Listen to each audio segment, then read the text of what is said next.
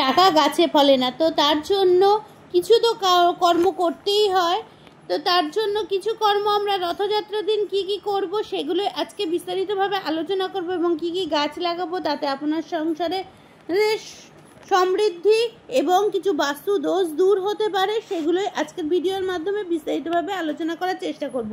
তো 2025 সালের রথযাত্রা উৎসব পালিত হবে 27শে জুন 2025, বাংলার 12ই আষাঢ় 1432 শুক্রবার রথযাত্রা উৎসব পালিত হবে এই বছরে। তো রথযাত্রার দিন কি করব? দিন সকালবেলা আমরা গঙ্গা স্নান করব, রথের দড়ি টানবো এবং কিছু শুভ কাজ করব। জগন্নাথ বলরাম সুভদ্রা মাতাকে তুলসীর মালা পরাবো, দুস্থদের দান করব। রথযাত্রার দিন একটা লাল কাপড়ে 5টা কড়ি বেঁধে সেটা জগন্নাথ দেবের চরণ স্পর্শ করে আমরা টাকার ব্যাগে রাখতে পারি। তো যাই হোক, এবার বিস্তারিতভাবে জানা যাক মূল পর্বে কি কি কাজ করব জগন্নাথ পুজোর দিন, রথের দিন, সেগুলোই আজকের বিষয়। এবং জয় জগন্নাথ, জয় রাধাকৃষ্ণের জয় এবং মা লক্ষ্মীর চরণে শতকোটি প্রণাম। তো সংসারের মঙ্গল কামনার্থে আমরা যে কাজগুলো করব, 1 নাম্বার করব সকালবেলা ঘুম থেকে উঠে কারোর মুখ না দেখে জগন্নাথ দেব বা রাধাকৃষ্ণকে দর্শন করব। রাধাকৃষ্ণকে দর্শন করে তারপরে বাকি কাজ আমরা শুরু করব। রথযাত্রার দিন 2 নম্বর কাজ কি করব না, বাড়ির জঙ্গল পরিষ্কার করব না এবং কোনো গাছপালা কাটবো না। এরপর এই দিন কোনো জীব হত্যা করব না, কারণ জীব হত্যা করা উচিত নয় অকারণে। জগন্নাথ দেব হলো জগতের নাথ, উনি এই সংসারের সকল জীবের সৃষ্টিকর্তা। তাই এই দিন সকালবেলা আমরা স্নান করব, করে শুদ্ধ বস্ত্র পরে আমরা জগন্নাথের মন্ত্র বা সূর্যদেবের উদ্দেশ্যে প্রণাম করতে পারি। পরবর্তী কাজ, পুজোর দিন স্নান করে ভুলেও যে কাজটা করব না, এই কাজটা করলে সংসারে অমঙ্গল আমরা নিজেরাই ডেকে আনতে পারবো, নিজেরাই নিজেদের সংসারের মঙ্গল কামনা আমরা করতে পারি। তো স্নান করে আমরা ভুলেও জুতো পরে বা চটি পরে কিন্তু পুজোর স্থানে যাব না। হ্যাঁ বন্ধুরা, আপনারা কিন্তু আপনাদের সংসারের মঙ্গল কামনা করতে পারেন। আপনার জীবনে কিন্তু চরম বিপত্তি ডেকে আনবেন যদি জুতো বা চটি পরে জগন্নাথের স্থানে যান। জগন্নাথ কিন্তু রুষ্ট হবেন। এর ফলে জগন্নাথ দেব রুষ্ট হলে আপনার সংসারে কিন্তু অমঙ্গল আপনি নিজেরাই ডেকে আনবেন। তো তার জন্য জুতো বা চটি পরবেন না। বন্ধুরা, আপনারাই পারেন আপনাদের সংসারের সুখ সমৃদ্ধি ধরে রাখতে। পরবর্তী কাজ, এই পবিত্র রথযাত্রার দিন আর কোন কাজ করব না, ঝগড়া মারামারি কলহ অশান্তি করব না। শাস্ত্রমতে রয়েছে যে বাড়িতে ঝগড়া ঝাঁটি অশান্তি হয় না বন্ধুরা, তারা জানেন তো তাদের বাড়িতেই কিন্তু শান্তি সমৃদ্ধিতে ভরপুর হয়ে থাকে। তারা নিজেদের সংসারের শান্তি নিজেরাই কিন্তু বজায় রাখতে পারবেন এবং এই কাজগুলোর মাধ্যমে নিজেদের সংসারে যেমন শান্তি বজায় রাখতে পারবেন এবং আত্মীয় স্বজন পরিবারেরও কিন্তু সুখ শান্তি বজায় করতে পারবেন। এই রথযাত্রার দিন এই কাজগুলো কিন্তু কোনো মতেই করবেন না। তার পরবর্তী কাজ কি, গুরুজনদের কিন্তু কোনো কটু কথা বলবেন না এবং অপমান করবেন না, এতে কিন্তু জগন্নাথ দেব রুষ্ট হবেন। এর ফলে কিন্তু ভগবানের কৃপা থেকে বঞ্চিত হতে পারেন। পরবর্তী কাজ, রথের দিন বাড়িতে কোনো অসহায় দরিদ্র ব্যক্তি আসলে তাকে তাড়িয়ে দেবেন না। ওই দিন সাধ্যমতো তাকে সাহায্য করার চেষ্টা করবেন। শাস্ত্রমতে আছে দান ধ্যান করলে সংসারের মঙ্গল এবং সুখ শান্তি বিরাজ করে, পাপ দূর হয়। এই পুণ্য দিনে দরিদ্র অসহায় ব্যক্তিদের সাহায্য করবেন। তো এতক্ষণ পর্যন্ত যারা আমার ভিডিওটা দেখা শুরু করছেন, লাইক দেননি, একটা লাইক দিয়ে দেবেন এবং স্কিপ না করে কিন্তু ভিডিওটা দেখার অনুরোধ রয়েছে। পুরো ভিডিওটার মাধ্যমে কিন্তু অনেক কিছু আজকে তুলে ধরার চেষ্টা করছি, কি কি করলে নিজেরা নিজেদের সংসারে শান্তি বজায় রাখতে পারবেন।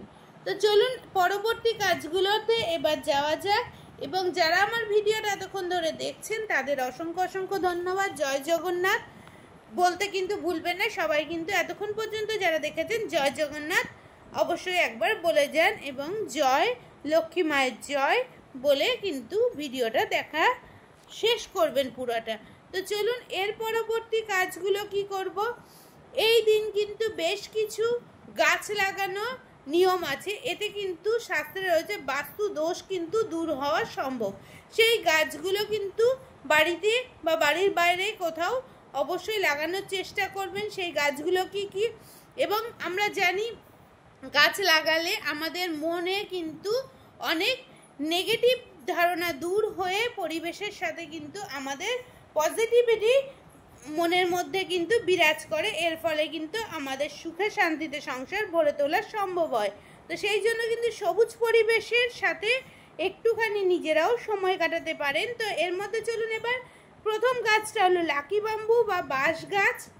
বাড়ির বেডরুমে বা অফিসের ডেস্কে যে কোনো জায়গাতেই কিন্তু আপনারা রাখতে পারেন। এতে কিন্তু রয়েছে আপনার পরিবারের আনন্দ, সৌভাগ্য, খ্যাতি, সম্পদ সমস্ত কিছুতে কিন্তু আপনার বাড়ি ভরে উঠবে। এবং এই গাছটি কিন্তু দক্ষিণ পূর্ব দিকে অবশ্যই লাগাবেন। এতে নেগেটিভ সব দূর হয়ে পজিটিভিটি কিন্তু বিরাজ করবে আপনার সংসারে।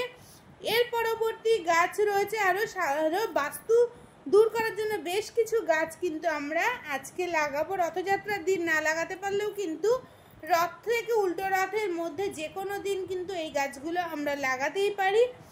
এবং স্বাস্থ্যের দিকে খেয়াল রেখে এবং স্বাস্থ্যের উন্নতির দিকে খেয়াল রেখে কিন্তু আমরা আরও কিছু গাছ লাগাতে পারি। সেরকমই আরও একটা গাছ রয়েছে, যেটা হচ্ছে বাড়ির উঠোনে অবশ্যই লাগাতে হবে, বাড়ির মধ্যে লাগানো যাবে না, নিম পাতা, নিম গাছ। এটি কিন্তু বাস্তুশাস্ত্র মতে বাড়ির উত্তর পশ্চিম দিকে লাগাতে হয়। এই গাছটি কিন্তু বাড়ির উঠোন বা বাড়ির কাছে যদি কিছু জায়গা থাকে সেরকম জায়গাতেই কিন্তু অবশ্যই লাগাতে হবে। এই গাছ কিন্তু বাড়ির বারান্দা বা ঘরের মধ্যে কোথাও লাগানো যাবে না। 3 নম্বর গাছ হচ্ছে কলা গাছ। রথযাত্রার দিন কিন্তু কলা গাছ লাগাতে পারেন। শুভ কাজে যেহেতু কলা আমাদের লাগে, আর কলা বিষ্ণুর পুজোতে অবশ্যই লাগে, লক্ষ্মীর পুজোতে অবশ্যই লাগে, তাই বিষ্ণুর বা বৃহস্পতিবার বিষ্ণু পুজোর সাথে সাথে কিন্তু কলা গাছ পুজো করারও রেয়াজ রয়েছে। তুলসী গাছের পাশে কিন্তু কলা গাছ লাগিয়ে পুজো করতে পারেন। এটি কিন্তু উত্তর পূর্ব দিকে লাগানোর চেষ্টা করবেন। এতে কিন্তু আপনার বাস্তু দোষ কিন্তু কিছুটা হলেও দূর হয়ে যাবে। তা এর পরবর্তী গাছ হচ্ছে নারকেল গাছ। নারকেল গাছও কিন্তু বাড়ির উঠানের যে কোনো জায়গাতে লাগাতে পারেন। সেটা কিন্তু যে কোনো জায়গায় হলেও লাগাতে হবে কিন্তু দক্ষিণ পশ্চিম দিকে। এর পরবর্তী গাছ হচ্ছে মানি প্ল্যান্ট। মানি প্ল্যান্ট কিন্তু সবসময় দেখবেন ওপর দিকে যাতে মুখ করে থাকে এবং ধুলোবালি কিছু না থাকে সেগুলো খেয়াল রাখবেন। এটি কিন্তু পশ্চিম পূর্ব দিক করে লাগাতে পারেন। তার পরবর্তী গাছ হচ্ছে তুলসী গাছ। তুলসী গাছ কিন্তু অবশ্যই লাগাবেন রথযাত্রার দিন। তুলসী গাছকেও কিন্তু সেইভাবেই যত্ন করবেন। বাড়িতে যদি এই গাছগুলো লাগানো যায়, কিছু বাস্তু স্বাস্থ্য মতে কিন্তু সংসারে সুখ শান্তিতে ভরপুর হয়ে ওঠে। তা আজকের ভিডিওর মাধ্যমে যেটুকু সম্ভব কি কি কাজ করবেন এবং কি কি গাছ লাগাবেন সেগুলোই তুলে ধরার চেষ্টা করলাম। জয় জগন্নাথ এবং জয় লক্ষ্মী মায়ের জয়, জয় রাধাকৃষ্ণের জয় বলে কিন্তু কমেন্ট করে যেতে ভুলবেন না ভিডিও ছেড়ে যাওয়ার আগে। আর ভিডিওর কোনো অংশে যদি ভালো লেগে থাকে একটু বেশি বেশি করে একটু শেয়ার করে দেবেন। 2025 সালের রথযাত্রা উৎসব ভালোভাবে পালন করুন এবং সুখে শান্তিতে কাটান। ছেড়ে যাওয়ার আগে কিন্তু পাশে থাকা বেল আইকনটা ক্লিক করে আমার চ্যানেলের সাথে জুড়ে যাওয়ার অনুরোধ রইল। আর যদি ভালো লেগে থাকে একটু বেশি বেশি করে শেয়ার করে বন্ধুদের মধ্যে জানিয়ে দিতে পারেন এবং প্রচার করে দিতে পারেন। তো চলুন আজকের ভিডিও থেকে বিদায় নিচ্ছি, টাটা।